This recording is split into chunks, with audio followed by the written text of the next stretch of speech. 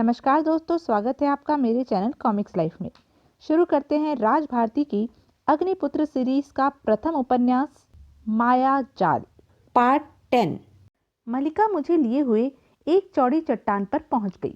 मलिका मेरे साथ फर्श पर बैठ गई और फिर एक लड़की हाथों में अजीब से बर्तन लिए मेरे करीब पहुंच गई। उसने वे बर्तन हमारे सामने रखे और फिर एक लंबे बर्तन से कोई रंगीन शरबत गिलासों में उड़ेल दिया। फिर उसने लकड़ी का तराशा हुआ एक गिलास मलिका के हाथ में और दूसरा मेरे हाथ में थमा दिया। मैंने गिलास के शरबत को देखा और मलिका ने मुस्कुराते हुए गिलास मेरे होठों से लगा दिया। मैं इस शरबत की वास्तविकता जानना चाहता था, लेकिन मलिका ने मुझे इसका मौका ही नहीं दिया। मैंने उस खूबसूरत रंग वाले लेकिन कड़वे से शरबत को पी लिया। अब मैं इतना मूर्ख भी नहीं था कि इस बात को समझ न सकता। मैंने भी अपने हाथ में पकड़ा गिलास मलिका के होठों से लगा दिया और मलिका ने खुशी से उसे पी लिया। फिर वहां बैठी दोनों लड़कियां खड़ी हो गई और नृत्य करने लगी। उधर मलिका उस कड़वे शरबत के कई गिलास मुझे पिला चुकी थी और ना जाने क्यों वह शरबत पीने के बाद मेरी हालत भी कुछ अजीब सी हो गई थी। मैं अपनी चेतना खोता जा रहा था। मैं धरती का इंसान बन गया था। यही गनीमत थी कि मैंने अपनी जुबान पर काबू रखा, वरना कोई बड़ी बात न थी कि मैं अपनी हकीकत उगल देता। युवतियों के नृत्य में तेजी आ गई थी, लेकिन मुझे किसी की परवाह नहीं थी। मुझे यूं लगा जैसे मैं शून्य में बिखर गया हूं। मेरा अस्तित्व शेष नहीं रहा था। दूसरी सुबह मैंने स्वयं को उसी खेमे में पाया जहां से मलिका मुझे पहाड़ों पर ले गई थी। मैं एक नर्म बिस्तर पर पड़ा हुआ था। मेरे अलावा खेमे में कोई नहीं था। मैं रात की घटनाओं के बारे में सोचता रहा। मैं उस चट्टान पर अपने होशो हवास खो बैठा था जहां से मलिका मुझे ले गई थी। रात को मेरे हवास मेरे नियंत्रण में न थे। ना जाने कैसी अवस्था हो रही थी मेरी। शायद यह उस रंगीन शरबत का प्रभाव था जो मलिका ने मुझे पिलाया था। तुम इस रंगीन शरबत की वास्तविकता जान गए होंगे प्रोफेसर। प्रोफेसर चुप रहा। उसने मात्र गर्दन हिला दी। तब वह आगे बोला।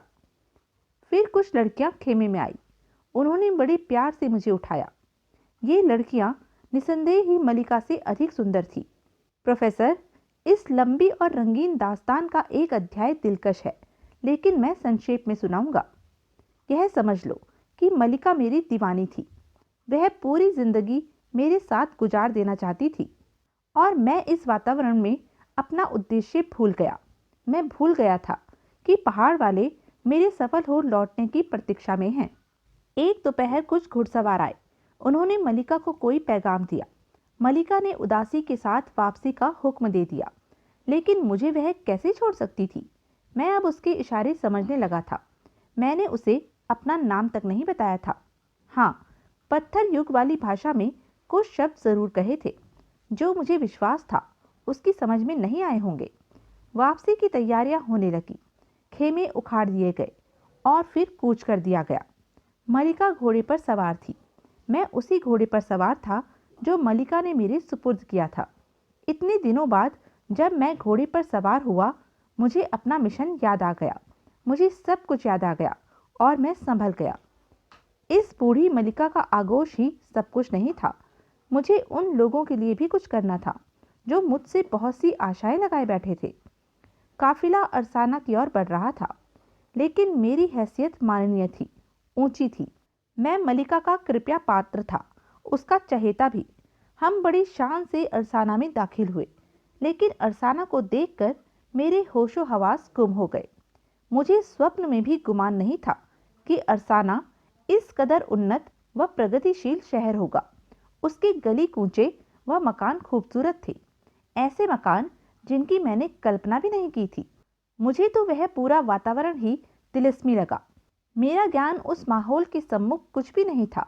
मैं मानता हूँ कि वह सब देखकर मैं आत्महीनता का शिकार हो गया था। पहाड़ वालों का भविष्य मुझे अंधकार में नजर आने लगा। पहाड़ वाले इन लोगों से क्या जंग कर सकते थे जो मकान बना सकते थे, जो मानसिक तौर पर इतने आगे थे। लेकिन फिर मुझे मलिका का ख्याल आया। मलिका में तो कोई खास बात नहीं है। वह तो एक साधारण औरत है, बल्कि शारीरिक रूप से तो वह साधारण औरतों से भी बदतर है। इसका मतलब है कि इन लोगों में भी कोई खास बात नहीं है। मलिका मुझे अपने खूबसूरत मकान में ले गई। उसने मुझे गुलामों के हवाले कर दिया। सेविकाओं से उसने मुझे दूर रखा था। मैं पहली बार एक ऐसे मकान में रहने लगा जो झोपड़ी और खेमे से भिन्न था। हालांकि यह पत्थरों से बना था, लेकिन इसमें सफाई थी। मुझे वहां कोई कष्ट नहीं था, सिवाय इसके कि मलिका इन 3 दिनों में एक बार भी मेरे पास नहीं आई थी। लेकिन चौथी रात को मलिका खामोशी से ही मेरे पास आ पहुंची। शायद वह छुपकर आई थी। उसने अपना शरीर, अपना चेहरा एक कपड़े से छुपाया हुआ था। मलिका ने आते ही मुझसे कहा, तुम यकीनन उदास हो गए होंगे मेरी जिंदगी। मैं यहाँ आ नहीं सकी क्योंकि बूढ़ा शहंशाह मुझे छोड़ नहीं रहा था। लेकिन आज वह 2 दिन के लिए चला गया है। 2 दिन के बाद वह फिर लौट आएगा। लेकिन ये 2 दिन मैं तुम्हारे पास ही गुजारूंगी। मेरा बस चलता तो मैं तुम्हें इस अरसाना का शहंशाह बना देती। उसकी बातें मेरी समझ में आ रही थी, लेकिन मैं खामोश था। वैसे इस लिजी मलिका से मेरा दिल उकता चुका था। मैं कुछ और चाहता था। मलिका ने तब वास्तव में ही 2 दिन तक मुझे नहीं छोड़ा। लेकिन तीसरे दिन वह फिर गायब हो गई और फिर कई दिनों तक नहीं आई। अब मैं इस घुटन व तनाव को सहन नहीं कर सकता था। इसलिए एक रात मैंने चुपचाप ही निकल जाने का प्रोग्राम बनाया। मैं निकलना चाहता था। मुझे कौन रोक सकता था? मैंने फैसला कर लिया था कि आधी रात को मैं निकल जाऊंगा। लेकिन उस वक्त अभी रात का एक ही पहर गुजरा था कि मेरे निवास स्थान पर दस्तक हुई। मैं चूंकि जाग रहा था, इसलिए चौंक पड़ा। दरवाजे से अंदर आने वाली मलिका ही थी। उसने वही लबादा ओढ़ा हुआ था। अंदर आते ही उसने लबादा उतार फेंका। मैंने मलिका के प्रति प्यार दर्शाया, हालांकि मुझे कोफ्त हो रही थी। मेरा वहां से निकलने का प्रोग्राम बीच ही में रह गया था। मलिका कई दिनों तक मुझसे दूर रही थी। लेकिन अभी मैं मलिका के पास बैठा ही था कि अचानक मेरे शयन कक्ष का दरवाजा खुला और बहुत से लोग अंदर घुस आए। इनमें सबसे आगे लंबी गर्दन वाला बूढ़ा था, जिसके चेहरे से मक्कारी टपक रही थी। बूढ़े की आंखों में अनोखे से भाव थे। वह रोष भरी निगाहों से मलिका को घूर रहा था और मलिका भी मेरे पास पड़ी कांप रही थी। मुझे बताओ सरिता, तुम्हारे साथ क्या सलूक करूं? लंबी गर्दन वाले की कांपती हुई आवाज उभरी। लेकिन मलिका सरिता उसी तरह कांपती रही। उसके मुंह से कोई आवाज नहीं निकल सकी थी। यह इत्तला मुझे बहुत पहले ही मिल चुकी थी, लेकिन अफसोस, मैंने इत्तला देने वाले के सीने में खंजर घोंप दिया था अपने ही हाथ से। मैंने उसे झूठा समझा था। लेकिन अब उन सभी लोगों को सजा मिलेगी जो यह बात जानते थे। खड़ी हो जाओ। सरिता उछलकर खड़ी हो गई। कुछ क्षण पूर्व यह औरत मेरी चाहत में मरी जा रही थी, लेकिन अब उस पर मौत का भय छाया हुआ था और वह इस खौफ से थर थर कांप रही थी। लेकिन मैं लापरवाही व निश्चिंतता का प्रदर्शन नहीं करना चाहता था और पूरी दिलचस्पी से इस आनंददायक दृश्य को देख रहा था। मुझे कांपती हुई मलिका में कोई दिलचस्पी नहीं थी। मैं इस लंबी गर्दन वाले बूढ़े को देखकर भी अपनी हंसी जब्त कर रहा था, जिसकी शक्ल अजीब व हास्यास्पद ही नजर आ रही थी। फिर इस बूढ़े ने अपने पीछे खड़े लोगों से कहा, इसे गिरफ्तार कर लो। लंबी गर्दन वाले के साथी मुझ पर टूट पड़े। उन्होंने मुझे रस्सियों से बांध दिया। मैंने कोई विरोध नहीं किया। अगर मैं चाहता तो उनकी गर्दनें आसानी से तोड़ सकता था। मेरे सामने इन रस्सियों का कोई महत्व नहीं था जो मेरे जिस्म से बंधी थी। लेकिन मैं मूक दर्शक ही बना रहा। मैं तो इन हालात से आनंद उठा रहा था। मेरी जानकारियों में वृद्धि हो रही थी। मैं नई नई बातें सीख रहा था। मुझे एक खतरनाक जगह पर एक बड़े से पथरीले गार में बंद कर दिया गया। इसमें मोटी मोटी फौलादी सलाखों का दरवाजा था। उस दरवाजों की दूसरी तरफ कई सिपाही हथियारों से लैस खड़े थे। 3 दिन तक मैं खामोश रहा। यहाँ लाकर मेरी रस्सियां खोल दी गई थी। अगर न खोली जाती तो मैं तोड़ देता। खैर, तीसरे दिन मुझे इस गार से निकाला गया। सिपाहियों की एक बड़ी फौज मुझे एक अजीब सी जगह लेकर पहुंच गई। यह एक बहुत बड़ा हॉल था, जिसके ऊपर बैठने की जगह बनी थी। यहाँ वही लंबी गर्दन वाला शहंशाह बेशुमार लोगों के साथ बैठा हुआ था। हॉल के एक सिरे पर लकड़ी के एक मोटे से खंबे से मलिका रस्सियों से बंधी खड़ी थी। उसके चेहरे पर झुर्रियां उजागर थी और उसकी आंखें खौफ से फटी हुई थी। फिर मैंने हॉल की एक दीवार के सुराख से देवकाय नौजवानों को निकलते देखा। उनकी संख्या 15-20 के लगभग थी। उन सबके हाथ में फौलाद के चमकदार लंबे लंबे हथियार थे। मैं नादान नहीं था, समझ गया कि मलिका को सजा दी जा रही है और उसके बाद शायद मेरी बारी होगी। लकड़ी के एक वैसे ही खंबे से मुझे बांध दिया गया। मैंने जब भी कोई विरोध नहीं किया। मैं देखना चाहता था कि वे मेरे साथ क्या सलूक करना चाहते हैं। फिर मैंने एक और अजीब नज़ारा देखा। हॉल की दीवार के एक दूसरे सुराख से बहुत से लोगों को निकाला गया। इनमें बूढ़ा बाकोस भी था और दूसरे लोग भी जो मेरे जाने पहचाने थे। वे लोग थे जो उस वक्त मलिका के साथ थे जब मैंने उसे देखा था। ओह, वे भी आतंकित व भयभीत थे, शायद इसलिए कि उन्होंने मेरे बारे में शहंशाह को नहीं बताया था।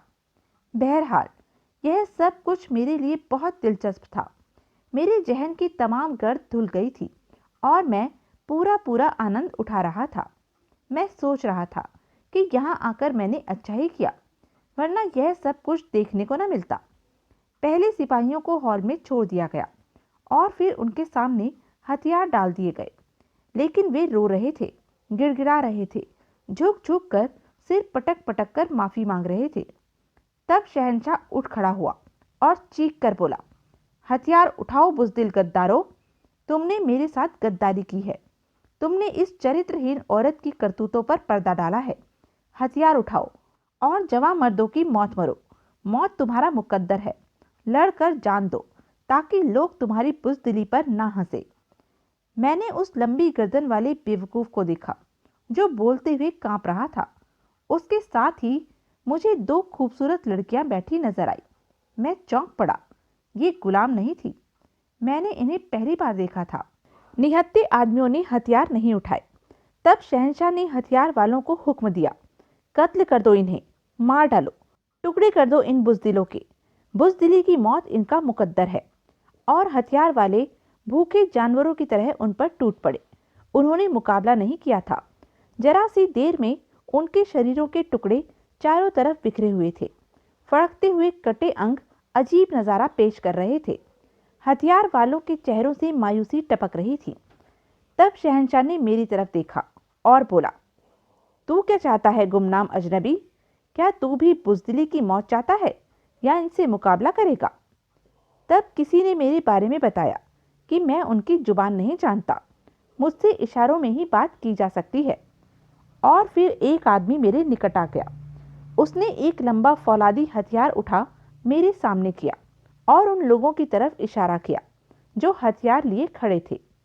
मैंने एक तिरस्कारपूर्ण नज़र उन पर डाली। यहाँ मैं खुद को नहीं रोक सका प्रोफेसर, और मैंने अपने जिस्म को बल देकर खंबे की रस्सियाँ तोड़ डाली। मैंने वह खंबा ही उखाड़कर फेंक दिया जिससे मैं बंधा हुआ था। तभी चारों तरफ से अजीब सी आवाज़ें उभरी। फिर मैंने उस शख्स से हथियार लिया जो मेरे सामने खड़ा था। मैं अब भाग निकलने की सोच रहा था।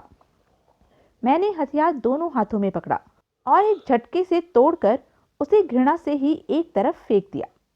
मेरी इस हरकत से वह शख्स सचमुच ही भागकर दूर हो गया और हॉल में खड़े लड़ाके परेशान निगाहों से मुझे देखने लगे। कौन था जिसके चेहरे पर आश्चर्य के भाव नहीं थे? ताकत का यह अविश्वसनीय प्रदर्शन भी तो सभी ने देखा था। मैंने दोनों हाथ फैलाए और उन लड़ाकों की तरफ बढ़ा जिन्होंने उन निर्दोषों को निर्दयता से कत्ल कर दिया था और जिनके हथियारों से अभी तक खून की बूंदें टपक रही थी। मलिका सहमी खड़ी थी, लेकिन इस आश्चर्यपूर्ण नज़ारों से वह भी अपनी मौत को कुछ क्षणों के लिए भूल गई थी। सशस्त्र लड़ाके जल्दी से सिमट गए। वे संगठित रूप से मुकाबला करना चाहते थे। लंबी गर्दन वाला शहंशाह बेचैनी से मुझे देख रहा था। फिर मैंने अपने कंठ से एक दिल दहला देने वाली आवाज़ निकाली और उन लड़ाकों पर टूट पड़ा। उनके हथियार उठे, चमके और पूरी ताकत से मेरे शरीर पर पड़े। लेकिन नतीजे का अंदाजा तुम कर सकते हो प्रोफेसर। उनके दिलों में खौफ समा गया। वह हैरान से ही उन कुंद हथियारों को देखने लगे जो मेरे जिस्म पर खराश भी नहीं डाल सके थे। कुछ हथियार तो बीच से टूट भी गए थे। मैंने एक लड़ाके को पकड़ लिया, सिर से ऊंचा उठाया और दूसरों पर दे मारा। दूसरे लड़ाके चीख पड़े थे, पर वह अपनी जिंदगी बचाने के लिए मुझसे लड़ने को मजबूर थे, लेकिन एक एक को पकड़कर मारना मुझे बुरा लग रहा था। वे पूरे हॉल में भागते फिर रहे थे। तब मैंने झुककर वह खंबा उठा लिया जिससे मुझे बांधा गया था, और फिर मैं उस खंबे को घुमाने लगा। पूरे हॉल में शोर मच गया। लोग तरह तरह की आवाजें निकाल रहे थे। झुक झुक कर वह खौफनाक लड़ाई देख रहे थे। शहंशाह के अगल बगल बैठी वे दोनों खूबसूरत लड़कियां भी मुझे देख रही थी। आनन फानन में ही मैंने तमाम लड़कों को मार डाला। उनमें से किसी की गर्दन टूट गई, किसी का सिर गायब हो गया, किसी का भेजा निकल पड़ा था और किसी की टांगे अलग हो गई। ताओरी की कसम, यह इंसान नहीं है, शहंशाह ने चीख कर कहा। गोमा, गोमा, इस पर भूखे शेर छोड़ दो, जल्दी करो, यह वहशी बाहर ना आ जाए। वह बदहवास हो उठा था, भयभीत भी, लेकिन मैं निश्चिंतता के साथ ही अपने काम में व्यस्त रहा। और फिर जब एक भी लड़ाका मुझे अपने पैरों पर खड़ा नजर नहीं आया तो मैंने खंबा फेंक दिया। मैं अपना काम निपटा चुका था, लेकिन दूसरे ही क्षण मैंने अपने पीछे खौफनाक गर्ज सुनी। इसके साथ ही मलिका सरिता की दिल दहला देने वाली चीख सुनाई दी थी। मलिका की चीख सुनकर मैं चौंक पड़ा। मैंने पलटकर देखा और एक भयावह दृश्य मेरी निगाहों के सामने था। सरिता की गर्दन उसके कंधों पर मौजूद नहीं थी। गर्दन व कंधों के बीच के खाली स्थान से सुर्ख खून उबल रहा था। अभी मैं उसकी गर्दन तलाश भी नहीं कर पाया था कि एक खौफनाक गुर्राहट के साथ एक भारी बोझ मुझ पर आ पड़ा और मेरा जिस्म हिल गया। खूंखार दरिंदे ने अपने तेज पंजे खोल रखे थे। वह दूसरे इंसानों की तरह मुझे भी आसान शिकार समझ रहा था, लेकिन फिर वह खुद ही मेरे जिस्म से फिसल गया। पंजों की मदद से वह मेरे जिस्म पर गिरफ्त बनाए रखने में असफल रहा था। मैं मलिका सरिता की जिंदगी नहीं बचा सका था, इसका मुझे कोई अफसोस नहीं था, लेकिन इन हिंसक जानवरों पर मुझे गुस्सा आ गया जिनकी संख्या 4 थी। भयंकर डिल डॉल के वह बहुत खूंखार थे वे चारों शेर। उनमें से एक तो मलिका के जिस्म को झंझोड़ने में ही मगन था। सरिता के जिस्म के कई अंग गायब हो गए। शेष 3 के हिस्से में मैं आया था और वे तीनों अपनी सुडौल दुमें हिलाकर भूखी निगाहों से मुझे घूर रहे थे। दूसरी तरफ अरसाना के निवासी सांस रोके शेरों की सफलता के प्रतीक्षक थे। मैंने एक निगाह उस जन समूह पर डाली और खूंखार शेरों को देखने लगा। उनमें से एक ने पहले शेर की तरह मुझ पर छलांग लगाई। मैं भी उनसे निपटने के लिए अपनी योजना बना चुका था, इसलिए मैंने उसकी उछाल को असफल बना दिया। हाँ, उसकी पिछली दोनों टांगे मेरे मजबूत पंजों की गिरफ्त में आ गई थी। मैंने उसकी टांगों को पकड़ लिया और उसके पूरे शरीर को शून्य में घुमाने लगा। दूसरे शेर जो मुझ पर हमला करने को तैयार थे, यह देखकर पीछे हट गए। शायद उन्हें अपने मन की करने का अवसर नहीं मिल रहा था, या फिर वे यह आश्चर्यजनक दृश्य देखकर परेशान हो गए थे। ऊपर बैठे दर्शकों की निगाहें शेर के भारी भरकम जिस्म के साथ घूम रही थी। उन सबके मुंह उपहासजनक भाव में खुले के खुले रह गए थे। मैं शेर के भारी जिस्म को सिर से ऊपर दायरे की सूरत में घुमाता रहा और फिर मैंने उसकी दोनों टांगें छोड़ दी। शेर भारी शहतीर की तरह मेरे हाथ से निकला। मुझे खुद भी अंदाजा नहीं था कि वह इतनी दूर जाकर गिरेगा। वह पूरे वेग से हॉल की ऊंची दीवार से टकराया था, लेकिन मेरे रुकने से उन दोनों शेरों को अवसर मिल गया था और उन्होंने एक साथ ही मुझ पर हमला कर दिया था। एक शेर की गर्दन मेरी गिरफ्त में आ गई और मैंने उसे नीचे पटक दिया। दूसरा शेर मेरी गर्दन, मेरी पीठ और कंधों पर हमले कर रहा था, पर वह सफल कहाँ हो पा रहा था। उसके तेज नाखूनों की काट मेरे जिस्म पर कोई प्रभाव नहीं दिखा रही थी। उसके नुकीले लंबे दांत मेरे कंधों में उतरने में असफल रहे थे और उसकी समझ में नहीं आ रहा था कि वह क्या करे। लेकिन सामने वाले शेर की हालत खराब थी। वह जिंदगी की आखिरी घड़ियां गिन रहा था। उसकी गर्दन पर मेरी पकड़ सख्त होती जा रही थी और उसकी खूंखार आंखें बेबसी के अंदाज में फटी हुई थी। अंततः उसकी जुबान बाहर निकल पड़ी। तब मैंने अपने से अटखेलियां करते शेर की तरफ देखा। उस जवां मर्द ने अभी भी हार नहीं मानी थी और पूर्वता ही अपनी कोशिशों में लगा हुआ था। तब मैंने उसे भी जिंदगी की कैद से आज़ाद कर देने का फैसला कर लिया। थोड़ी ही देर बाद वह भी अपने साथी की बगल में निर्जीव निश्चल पड़ा था। तीसरा जीवित शेर अब मलिका की पिंडली की हड्डी चबा रहा था। मैंने उसके चेहरे की तरफ देखा, लेकिन उसके भावों में निश्चिंतता थी। उसकी आंखों से ऐसा ही लग रहा था जैसे वह कह रहा हो, खा पी लेने दो भाई, बहुत दिनों बाद खाने को मिला है।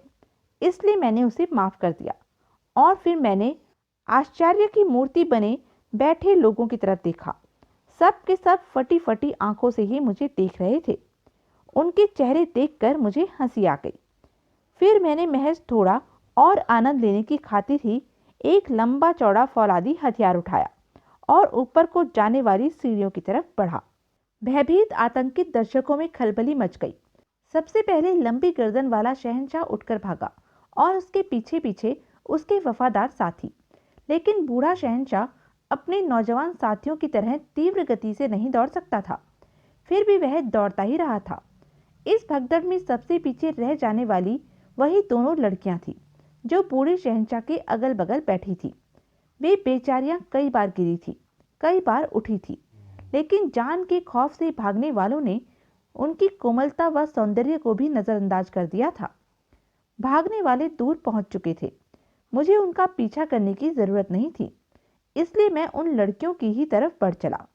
दोनों लड़कियां सहम कर एक दूसरे से लिपट गईं। मुझे देखकर उनकी शक्लें बिगड़ गई। मैंने हथियार एक तरफ फेंक दिया और उन्हें देखकर मुस्कुराने लगा। मेरी मुस्कुराहट से उनकी हिम्मत बंधी और मैं उनके बिल्कुल करीब पहुंच गया। डरने की जरूरत नहीं है लड़कियों, मैंने उनसे कहा और वे उछल पड़ी। उनके लिए मेरा बोलना भी आश्चर्यपूर्ण था, क्योंकि अब तक मैंने उनकी भाषा से अनभिज्ञता ही प्रकट की थी। मैंने सिर्फ उन लोगों को कत्ल किया है जो मुझे कत्ल करना चाहते थे। इसके अलावा मैंने किसी को हानि नहीं पहुंचाई है। फिर तुम मुझसे भयभीत क्यों हो? दोनों कुछ न बोली। उनकी आंखें हैरत से फैली हुई थी। इसके बावजूद कि तुम्हारे शहर में मेरे साथ अच्छा सलूक नहीं किया गया, मैं तुमसे मित्रता का इच्छुक हूं। तुम्हारी मलिका ने मुझे जबरदस्ती अपने जाल में फांस दिया था। मैं खुद उसकी तरफ आकर्षित नहीं हुआ था। हो सके तो अपने शहंशाह तक मेरी दोस्ती का पैगाम पहुंचा दो। मैं अपने साथ होने वाले व्यवहार को भुला दूंगा। अगर मुझे दोस्ती न मिली तो उसे बता देना कि मेरी दुश्मनी उसके लिए बहुत भयावह साबित होगी। तो तुम कौन हो? आकाश का निवासी। इस सृष्टि में भटकता हुआ तुम्हारे बीच आ गया हूं, लेकिन मेहमानों के साथ तुम्हारा सलूक अच्छा नहीं है। लड़कियां मेरी बातों से प्रभावित नजर आने लगी। उनका भय दूर होता जा रहा था। फिर उनमें से एक बोली, शहंशाह ने अगर तुम्हें पनाह न दी तो यह उसके लिए भी नुकसानदेह ही होगा। वे तुम्हें मार डालने में असफल रहे हैं। तुम महान शक्तियों के मालिक हो। आओ हमारे साथ। अगर तुम दोस्ती के पैगंबर हो तो शहंशाह को तुम्हारी दोस्ती कबूल कर लेनी चाहिए। शुक्रिया, चलो, मैंने कहा और मैं उन दोनों के साथ चल पड़ा। इंसानों का दूर दूर तक पता नहीं था। हम उस मैदान नुमा हॉल की विशाल इमारत के विशाल दरवाजे से बाहर निकल आए और फिर एक चौड़ी सड़क पर पैदल चलने लगे। अफसोस, भागने वाले सवारियां भी ले गए। अब हमें पैदल ही महल तक जाना पड़ेगा। महल ज्यादा दूर नहीं है, मैंने दूर से महल के भवन को देखते हुए कहा। लड़कियों ने मेरी बात का कोई जवाब नहीं दिया था।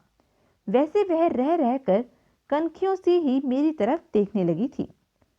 सड़कें वीरान पड़ी थी। लोगों ने अपने अपने घरों में शरण ले ली थी। सड़क पर इक्का दुक्का चलने वाले भी दूर से ही हमें देखकर छुप जाते थे। उनके चेहरे भय से सफेद हो जाते। मेरी आश्चर्यजनक शक्तियों की कहानी अरसाना के गली कूचों में फैल गई थी। मैं यह दिलचस्प नज़ारा देखकर मुस्कुरा रहा था और लड़कियों के सामीप्य के कारण खुश भी था। रास्ते में मैंने एक लड़की से पूछा, तुम्हारा नाम क्या है? बायसा, उसने जवाब दिया। और तुम्हारा? मैंने दूसरी लड़की से पूछा। आकाशा, उसने बताया। तुम दोनों बहुत सुंदर हो। शहंशाह से तुम्हारा क्या रिश्ता है? मैंने तुम्हें उसके पास बैठे देखा था। वह हमारा बाप है। ओह, तो तुम मलिका सरिता की बेटियां हो? नहीं, हम शहंशाह की दूसरी बीवियों की औलाद हैं। उसकी बहुत सी बीवियां हैं, लेकिन उसकी संतानें हम दोनों ही हैं। हमारी माँ भी अलग अलग है। बड़ा बुज़दिल है तुम्हारा बाप, अपनी औलाद को छोड़कर फरार हो गया, मैंने कहा, और उन दोनों लड़कियों के चेहरे शर्म से झुक गए। लेकिन उसी वक्त मैं चौंक पड़ा। बात चौंकाने वाली ही थी। सामने फौलादी बख्तरबंद सिपाहियों का एक बहुत बड़ा हजूम रास्ता रोके खड़ा था। उनके चमकदार हथियार आंखों को चुंधिया रहे थे और वे यकीनन जान देने या लेने के दृढ़ इरादों के साथ तने खड़े थे। मैं बढ़ता रहा। लड़कियों ने कुछ फैसला कर लिया था। उन्होंने एक दूसरे की तरफ देखा और फिर दोनों तेजी से आगे बढ़ गई। फिर वे चीख चीख कर सिपाहियों से बोली, बिखर जाओ, रास्ता मत रोको, हमारे लिए सवारी का बंदोबस्त करो। वह दोस्त है और कोई बुरा इरादा नहीं रखता। अगर तुमने उसे रोकने की कोशिश की तो नुकसान उठाओगे। रास्ता छोड़ दो। उसके सामने दुश्मन की हैसियत से मत आओ। यह हमारा हुक्म है। मैं शहंशाह के नाम पर तुम्हें हुक्म देती हूँ। उन्होंने चीख चीख कर कई बार ये शब्द कहे। सिपाही बिखर गए। उन्होंने रास्ता छोड़ दिया। फिर उसके पीछे से एक वैसी ही गाड़ी निकल आई जिससे सरिता मुझे यहाँ लाई थी। सफेद रंग की इस गाड़ी में घोड़े जुते हुए थे। वायसराय ने कोचवान को गाड़ी से उतरने के लिए कहा और खुद घोड़े की रास थाम ली। मैं और आकाशा गाड़ी पर खड़े हो गए। गाड़ी आगे बढ़ गई। बख्तरबंद पहने वे सिपाही हमें देखते ही रह गए। गाड़ी बहुत तेज गति से दौड़ती हुई महल में प्रवेश कर गई और फिर महल के अंदर एक दरवाजे के सामने जा रुकी। हथियारबंद सिपाही भयभीत होकर इधर उधर हट गए। मैं सीना ताने महल में प्रविष्ट हुआ। लड़कियां अब मेजबान का कर्तव्य निभा रही थी। वह महल के एक विशेष भाग की तरफ मेरा मार्गदर्शन कर रही थी। वैसे पूरे राजभवन में सनसनी फैली हुई थी। लोग भयभीत निगाहों से हमें देख रहे थे। लड़कियां मुझे लिए हुए एक खूबसूरत कमरे के दरवाजे पर पहुंच गई। उन्होंने दरवाजा खोला और अंदर प्रवेश कर गई। आओ, हमें तुम्हारा नाम मालूम नहीं है, आकाशा ने कहा। नाम? मेरा कोई नाम नहीं है। जिसका जो दिल चाहता है कह लेता है, मैंने जवाब दिया और वे उलझी उलझी निगाहों से एक दूसरे की शक्ल देखने लगी। अगर तुम इजाज़त दो और इसी कमरे में रहने का वायदा करो तो हम शहंशाह से तुम्हारे बारे में बात करें। हम शहंशाह को तुम्हारी दोस्ती का एहसास दिलाएंगे। उस वक्त तक मुझे अपना दोस्त ही समझो, जब तक मेरे साथ कोई ज्यादती नहीं की जाती। ज्यादती के जवाब में मेरा जवाब ज़्यादा ही खतरनाक होगा। यह बात याद रखी जाए। तुम्हें कोई कुछ नहीं कहेगा, आकाशा ने कहा और वे दोनों बाहर निकल गईं। उनके जाने के बाद मैंने कमरे का माहौल देखा। बड़ा खूबसूरत कमरा था। गुफाओं में रहने वाले इन खूबसूरत जगह की कल्पना भी नहीं कर सकते थे। निसंदेह ये लोग प्रगति के रास्ते पर अग्रसर थे। मुझे इन प्रगतिशील बुद्धिमान लोगों की ही मदद करनी चाहिए थी, जिन्होंने जिंदगी को इतना हसीन बनाया था। लेकिन ये क्रूर और निर्दयी थे। ये पहाड़ी वालों से जिंदगी का अधिकार छीनकर उन्हें अपना गुलाम बनाने के इच्छुक थे। हालांकि वे भी इन जैसे इंसान ही थे। यह बात ठीक नहीं थी। ये खुद को श्रेष्ठ क्यों समझते थे? ये पहाड़ वाले पिछड़े इंसानों को भी अपने साथ लेकर प्रगति की मंजिल क्यों नहीं तय करते थे? यही बात असहनीय थी और यही सोच विवश करती थी कि मैं इनके विरुद्ध काम करूं, ताकि मेरे दोस्त बारोक और उसके साथियों को भी जिंदा रहने का हक मिल जाए। फिर मैंने उनसे वायदा भी तो किया था। वे लोग मुझसे आस लगाए थे। मैं उन्हें धोखा नहीं दे सकता था। हाँ, अगर समझौता संभव हो सका तो ठीक ही था। ये लोग अगर सच्चे दिल से बारोक व उसके साथियों की स्वतंत्रता व उनके अधिकार स्वीकार कर लेते तो इसमें भलाई ही थी। यह ख्याल मेरे जहन में आया था प्रोफेसर, लेकिन यह मेरा अपना ख्याल नहीं था। भाईचारे की मंजिलें कदम कदम पर तय हो रही थी। इंसान को इंसान से हमदर्दी होती जा रही थी। राजनीति का आरंभ हो चुका था। बड़ी ताकत छोटी ताकत को अधीन भी रखना चाहती थी, लेकिन उन्हें अधिकार दिलवाने के लिए भी तो शक्ति से ही काम लिया जा सकता था। इंसान वही सब कुछ सोच रहा था जो उसे सोचना चाहिए था। मस्तिष्कों के अंदरूनी झरोखे खुल रहे थे, नए नए ख्याल आ रहे थे और उन्हें व्यवहारिक रूप देने की इच्छा भी तीव्र होती जा रही थी। मैं उस कमरे के आरामदेह फर्श पर लेट गया। यहाँ शांति ही शांति थी। मुझे यह दुनिया बहुत पसंद आई। मैं इन जहीन लोगों की प्रगति को मन ही मन सराह रहा था, लेकिन उनकी तरफ से मेरा दिल शंकित भी था।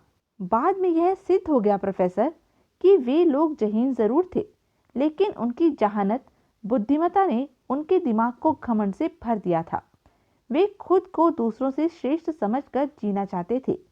ये फितरत, यह सोच मेरे या किसी के भी बदलने के लिए नहीं बदल सकती थी।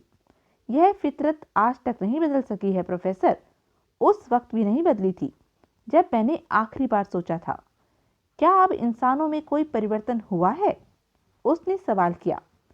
अरसाना के तिलस्मी वातावरण से निकलने पर प्रोफेसर व उसकी दोनों बेटियों को मानसिक झटके ही महसूस हुए थे। उसने कई बार जब अपना यही प्रश्न दोहराया तो वे चौंके। क्या कहा तुमने? प्रोफेसर ने पूछा। ओह, शायद तुम अरसाना में थे, उसने मुस्कुराते हुए कहा। हाँ, मैं उस कमरे के फर्श पर लेटा उन्हें देख रहा था। मैं उस दुनिया में खोया हुआ था जिसमें तुम मौजूद थे। मैंने पूछा था प्रोफेसर कि क्या इस युग के इंसान के मस्तिष्क में भी यह श्रेष्ठता की पीड़ा पूर्वता ही है?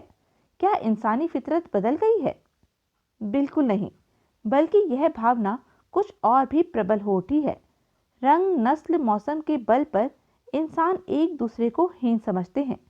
आज भी श्रेष्ठता के एहसास का दौर है। यह एहसास इंसान की फितरत में आरंभ ही से है। उसने सृष्टि से एक एक कण पर नियंत्रण पा लिया है। लेकिन सच मानो प्रोफेसर, इंसान आज तक खुद पर काबू नहीं पा सका है। वह नए नए आविष्कार करता है, बुद्धिमत्ता की ऊंचाइयों पर उड़ान भर रहा है, लेकिन खुद वह क्या है वह आज तक नहीं जान सका। यह फितरत का भेद ही है जिसे जानने के प्रयत्नोपरांत भी वह इससे अपरिचित है। अगर वह खुद को पहचान ले तो धरती पर महान परिवर्तन देखने को मिले। खैर, एक गहरी सांस ले वह फिर उसी युग में लौट गया। मुझे लेटे लेटे काफी देर बीत गई। अब मैंने उस कमरे के बाहर कदमों की चाप सुनी। पहले अकासा और बायसा ही अंदर प्रवेश हुई। बुज़दिल शहंशाह ने खुद अंदर प्रवेश करने का साहस नहीं किया था, पर जब लड़कियों ने उसे अंदर आने की दावत दी तो पहले 4 बूढ़े, उनके पीछे 4 सशस्त्र जवान और फिर शहंशाह अंदर आया। वे सब भयभीत थे। वे इसी अंदाज में अंदर आए थे कि अगर भागने की जरूरत पड़ी तो सबसे पहले वही निकल सके। मैं फर्श पर ही उठ बैठा और वे सब पंक्तिबद्ध मेरे सामने खड़े हो गए। अकासा ने कहा, मैंने शहंशाह को बताया है कि इन हालात में तुम खुद को उसका दोस्त साबित कर सकते हो। क्या मैंने गलत कहा है? नहीं, यह सच है शहंशाह, मैंने कहा और सभी उछल पड़े। तुम हमारी तरह बोल सकते हो, पर इससे पहले तो तुम हमारी बात ही नहीं सुन पा रहे थे, शहंशाह ने कहा। यह उन रहस्यमय शक्तियों का भेद है शहंशाह, जिन्होंने मुझे तुम लोगों में भेजा है। हाँ, उस समय मैं सच ही बोल नहीं सकता था। तुम्हारी बातें इशारों से ही मेरी समझ में आ रही थी, लेकिन फिर उन शक्तियों ने मुझे बोलने की शक्ति दी। और देख लो, मैं तुमसे बात कर रहा हूँ। तुम कौन सी शक्तियों की बात करते हो? शहंशाह ने कहा। मैं नहीं जानता तुम उन शक्तियों को किस नाम से पुकारते हो। कोई उन्हें रोशनी कहता है तो कोई अंधेरे, कोई उन्हें गरज का नाम देता है तो कोई चमक का। मैं उन्हीं आसमानी शक्तियों की बात करता हूँ जिनकी पूजा की जाती है। ताओरी की कसम, यह तो देवताओं की तरह बात करता है। क्या यह सच ही में आसमान से उतरा हुआ कोई देवता है? शहंशाह के साथ आने वाले एक बूढ़े ने खौफजदा लहजे में कहा। तो शहंशाह चौंक कर उसे देखने लगा। हाँ, यह आकाश का बेटा है, वरना धरती पर कौन सी ऐसी नस्ल मौजूद है जो एक साथ 3 शेरों को खत्म कर दे, जिसके सामने दर्जनों हथियारबंद लड़ाके प्रभावहीन हो। यह आसमान का बेटा है, आसमान का बेटा है।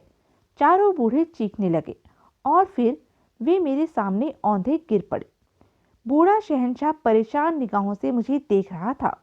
ऐसा लगता था जैसे उसने दिल से उनकी बात को स्वीकारा ना हो, लेकिन मेरे सिलसिले में वह बेबसी का शिकार था। आखिर क्या करता। आहिस्ता आहिस्ता वह भी झुका और उन चारों की तरह औंधे मुंह गिर पड़ा। उनकी देखा देखी लड़कियां भी उन्हीं की तरह गिर पड़ी और मुझे हंसी रोकना कठिन हो गया। सबसे पहले बूढ़े शहंशाह ने गर्दन उठाई, खड़ा हुआ और दोनों हाथ सीने पर बांधते हुए बोला, हम तेरा अरसाना की जमीन पर स्वागत करते हैं आसमान के बेटे। हालांकि तेरी आमद बड़ी विचित्र परिस्थितियों में हुई है। हम नहीं जानते कि अरसाना की निर्लज मलिका ने तुझे कहां से हासिल किया और क्यों तूने उसके अपवित्र जिस्म को स्वीकार किया, लेकिन देवताओं की माया से तो कोई ही परिचित होगा। वह पापिन अपने अंजाम को पहुंच गई जिसने पाप किया था, कुकर्म किया था। लेकिन तेरे ऊपर आसमानों का साया है। हम तेरे आगमन से खुश हैं। हमारे बीच रह और हमें बरकतें व खुशियां प्रदान कर। कहकर बूढ़ा शहंशाह खामोश हो गया। उसकी आवाज बंद होते ही जमीन पर पड़े बूढ़े भी उठ गए। उनकी गर्दनें झुकी हुई थी। जाओ, हे अरसाना के बूढ़ों, प्रजा से कह दो कि वह देवता है जो हमारे बीच आया है। वह हमारा हितैषी है, उससे भयभीत न हो। जाओ और कहो, अरसाना पर देवताओं की दया होगी। अब पहाड़ों पर अरसाना का राज्य होगा। अब कोई अरसाना का मुकाबला करने वाला ना होगा और दूर दूर तक के राज्य हमारे अधीन हो जाएंगे। जाओ, तैयारियां करो कि हम आसमान के बेटे के नेतृत्व में पहली लड़ाई पहाड़ियों के रक्षकों से करेंगे। चारों बूढ़े खामोशी से बाहर निकल गए और बूढ़ा लेकिन चालाक शहंशाह दोनों लड़कियों के कंधों पर हाथ रखते हुए बोला, निसंदेह ही आकाशा और बायसा, तुमने हमें सही राह दिखाई है। तुमने वह किया है जो अरसाना के हित में था। हम तुमसे खुश हैं। आओ ताकि हम माननीय मेहमान के आरंभ का प्रबंध कर सकें। उसने लड़कियों को दरवाजे की तरफ धकेला। लड़कियों ने विचित्र से भाव से मेरी तरफ देखा और फिर वे मुस्कुराती हुई बाहर निकल गई। उनके जाने के बाद मैं फिर फर्श पर लेट गया। मेरे मस्तिष्क में कई ख्याल घूम रहे थे। जो कुछ भी हुआ था वह मेरी आशा के विपरीत नहीं था। उन्होंने जिस भाव से मेरी श्रेष्ठता स्वीकार की थी, उन्हें करनी ही थी। बहरहाल मुझे काम करने का मौका मिल गया था। यह ख्याल अब भी मेरे जहन में था कि मैं इन लोगों का पहाड़ वालों से यथासंभव समझौता कराऊंगा। जंग ना हो और उनके अधिकार मान लिया जाए। उन्हें अपनी एक दुनिया बनाकर रहने की इजाज़त दे दें और उनके जीवन में हस्तक्षेप ना करें। हालांकि मैंने बूढ़े गर्दन वाले शहंशाह की आंखों में मक्कारी की चमक देखी थी और मुझे यह काम बहुत कठिन नजर नहीं आ रहा था।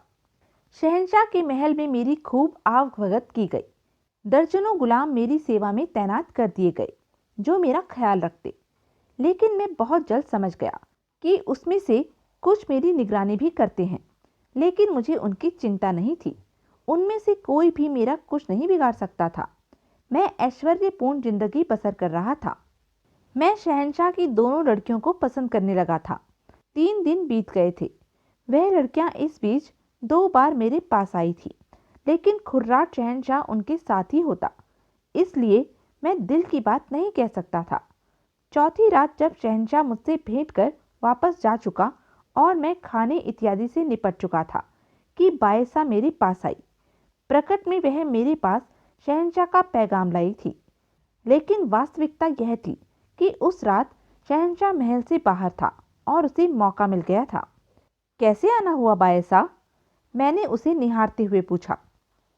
मैंने पहरेदारों को बताया है कि मैं तुम्हारे लिए शहंशाह का संदेश लाई हूँ, उसने संगीत भरे स्वर में कहा। और हकीकत क्या है? मैंने पूछा। हकीकत यह है कि मैं तुम्हें बताने आई हूँ कि मेरा बाप एक मक्कार इंसान है और उसने सच्चे दिल से तुम्हें स्वीकार नहीं किया है। वह तुम्हारी तरफ से शंकित है। वह तुम्हें आसमान का बेटा नहीं मानता। उसका ख्याल है कि तुम इसी धरती के प्राणी हो और बहुत ज़्यादा शक्तिशाली हो। अपनी इन्हीं ताकतों के कारण तुम साधारण प्राणी से अलग हो। वह धोखे से तुम्हें आजमाना चाहता है। यह बात वह अपने खास व्यक्तियों से कह रहा था। मैंने सुन ली और तुम्हें बताने के लिए बेचैन हो गई। उसे इजाजत है बायसा, जो दिल चाहे करे। वह पहले भी असफल रहा है, अब भी मुंह की खाएगा। लेकिन मैं पूछ सकता हूँ कि तुमने मुझे अपने बाप की साजिश से क्यों सचेत किया? तुम खुद भी इस साजिश में शामिल क्यों नहीं हो गई? उसने कहा, क्योंकि मैं तुम्हें पसंद करने लगी हूँ। अगर तुम मुझे पसंद करने लगी थी बायसा, तो फिर 3 दिन तक मुझसे दूर क्यों रही? शहंशाह ने खास तौर पर हमारी निगरानी शुरू कर दी है। तुम नहीं जानते वह कितना चालाक है। उसका ख्याल है कि चूंकि हम तुम्हें साथ लेकर आई थी, इसलिए हमारा तुमसे खास संबंध स्थापित ना हो गया हो। उसका ख्याल ठीक ही था बायसा। मैं भी उस वक्त से तुम्हें पसंद करने लगा था, जब उस खूनी मैदान में उतरते हुए मैंने तुम्हें शहंशाह के बगल में बैठे देखा था। सुबह होने तक बायसा मेरे साथ ही रही और फिर उसने जाने की तैयारी कर ली। मैं नहीं जानती अब तुमसे दूर रहकर मेरा वक्त किस तरह गुजरेगा। फिर भी जिस वक्त भी मौका मिल सका मैं ज़रूर आऊँगी। मौका जल्दी मिलेगा, तुम चिंता न करो, मैंने मुस्कुराते हुए कहा और वह चली गई। लेकिन शहंशाह उस रात भी वापस नहीं आया था। इसलिए बायसा पहरेदारों को घूस देकर मेरे पास आ गई। उसने बताया कि पिछली रात मेरे यहाँ आने की सूचना आकाशा को मिल गई थी और यह भी पता चल गया था कि मैं रात भर तुम्हारे पास रही हूँ। बायसा ने बताया कि आकाशा उसकी बहन ही नहीं, एक राजदार सखी भी है, इसलिए उसने उसे सब कुछ सच सच बता दिया। लेकिन उसे मालूम नहीं था कि आकाशा भी मुझ में दिलचस्पी लेने लगी है। आग्रह करने पर आकाशा ने उसे बताया था कि वह भी उसे चाहती है, लेकिन बायसा उससे ज़्यादा दिलेर निकली, क्योंकि आकाशा प्रयत्नोपरांत भी उसके समीप नहीं आ सकी थी। मुझे यह सुन सचमुच ही बड़ा विचित्र लगा था प्रोफेसर। प्रतिद्वंद्विता के एहसासों ने दिखावे व औपचारिकता के लबादे ओढ़ लिए थे। एक युग और दौर वह भी था जब लाका ने मेरी पहली लड़की साथी को ईर्ष्या व प्रतिद्वंद्विता की आग में जलकर बड़ी दरिंदगी से हलाक कर दिया था। और अब अंदाज बदल गए थे। मानव तहजीब सीख गया था। एक दूसरे के प्रति त्याग व बलिदान के जज्बे जन्म लेने लगे थे।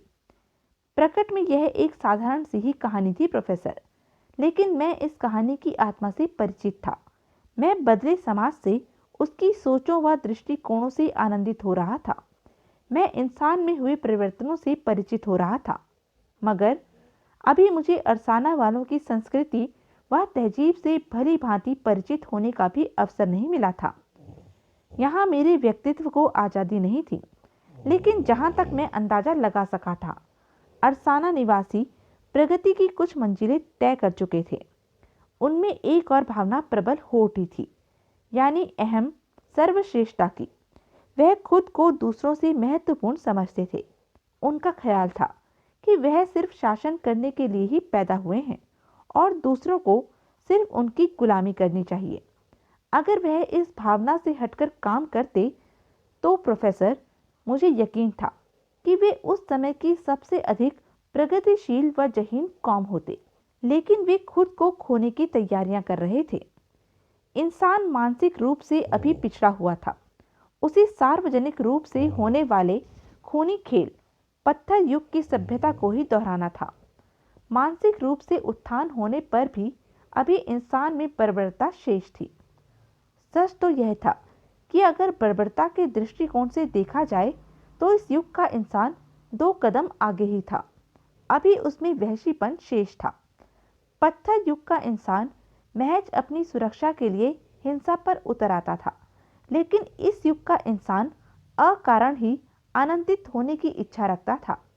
मैंने अपनी दूसरी किताब में इस दौर के इंसान के चरित्र को सविस्तार लिखा है और इसी दौर में मैं इस निष्कर्ष पर भी पहुंचा था कि अगर इंसान प्रगति की इसी राह पर चलता रहा तो वह उन्नति के मार्ग पर कहीं भी पहुंच सकता था, लेकिन खून में रची यह बर्बरता उसे जो कुछ भी बना दे, उसे इंसान ही नहीं बना सकती थी। प्रगति की संभावित सीमाएं पार करने के बाद भी उसकी समस्याएं बनी ही रहेंगी। वह प्रगति उसे सब कुछ दे देगी, लेकिन शांति व सुकून की दुनिया से उसे बहुत दूर कर देगी। और इतिहास गवाह है प्रोफेसर कि मेरी भविष्यवाणियां अक्षरश सत्य निकली हैं। तो यह थी अब तक की कहानी। आगे की कहानी जानने के लिए बने रहें मेरे साथ। और हाँ, मेरे चैनल को लाइक, शेयर और सब्सक्राइब करना ना भूलें। धन्यवाद।